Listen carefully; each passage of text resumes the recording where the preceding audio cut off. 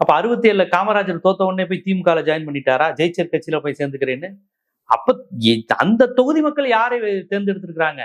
தமிழ்நாடு முழுவதும் திமுகவை தேர்ந்தெடுத்தாலும் உசிலம்பட்டியில forward black தேர்ந்தெடுப்பாங்க. Tamil Nadu முழுவதும் அதிமுக தேர்ந்தெடுத்தாலும் நாகர்கோயில காங்கிரஸ் தான் ஜெயிக்கும்.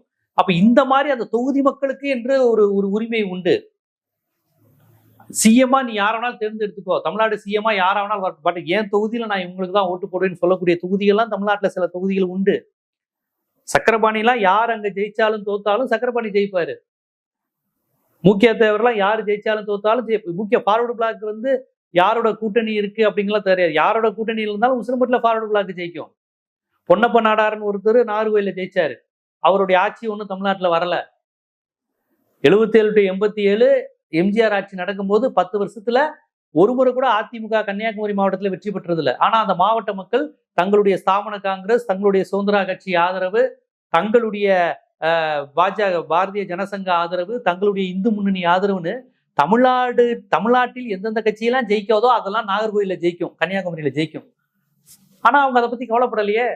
திமுக ஜெயிக்குங்கிறதுக்காக திமுக போடல, அதிமுக தான் ஜெயிக்குங்காக போடலையே. அவங்க ஜனதா, ஜனசங்கம், ஸ்தாபன காங்கிரஸ், சுதந்திரா கட்சி, பிரஜா சோசியலிஸ்ட் கட்சின்னு அவங்க இதுல தெளிவா இருந்தாங்களே, நான் திராவிட கட்சி பக்கம் வரமாட்டேன்னு. அது கன்னியாகுமரி மாவட்டத்தினுடைய உரிமை, அந்த தொகுதி மக்களுடைய உரிமை. அதனால இந்த மாதிரி 4 தொகுதி திமுக முழுக்க ஜெயிச்சப்ப வெறும் 4 தொகுதியில ஏடிஎம்கே ஜெயிச்சிச்சே, அந்த 4 எம்எல்ஏக்கள் டிஎம்கேல சேர்ந்துட்டாங்களா? எங்களுக்கு எதுவுமே கிடைக்காதுன்னு. திமுக ஒரு இடம் கூட இல்லாம ஒரே ஒரு ஆள் பரிதியிலவரதி மட்டும் 91 96 சிங்கம் மாதிரி சட்டமன்றத்துல ஒரு ஆளா இருந்து சமாளிச்சாரு. முழுக்க ரெட்டல ஒரே ஒரு திமுக காரு பரிதி இளவரதி சிங்கம் மாதிரி கடிச்சிச்சாரு. போய் ஏடிஎம்கேல சேர்ந்தாங்களா?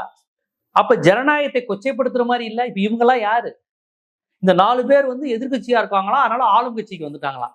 அப்ப எதிர்கட்சி எம்எல்ஏக்கள் எதுவுமே செய்ய மாட்டோம்னு விஜய் சொன்னாரா? முதலமைச்சர் விஜய் அப்ப எதிர்கட்சிகளுக்கு நான் எதுவும் செய்ய மாட்டேன்னு சர்வாதிகாரியா எதுவும் அறிவிக்க விட்டுருக்காரா? இது முதலமைச்சர் விஜயும் கொச்சைப்படுத்துற விஷயம் தானே. சோ இதே கருத்தை தான் நான் பல விவாதங்கள்ல முன் வச்சிருக்கேன். இதே கருத்தை இப்ப இயக்குனர் அமீரும் வச்சிருக்காரு. அந்த 4 பேரும் செய்தது அயோக்கியத்தனம்ங்கிற வார்த்தையை பயன்படுத்தியிருக்காரு. அது அயோக்கியத்தனமா சரியான விஷயமாங்கிறத நீங்களும் பின்னோட்டத்துல சொல்லுங்க. ஜனநாயகம் என்பது இது போன்ற உரையாடல்கள், சமர புரிதல்கள், இந்த மாதிரி சண்டமாறுதங்கள், இதன் மூலமாக மட்டும்தான், விவாதங்களின் மூலம் மட்டும்தான் மக்களை அரசியல்படுத்தி நம்ம மாற்றத்தை ஏற்படுத்த முடியும்.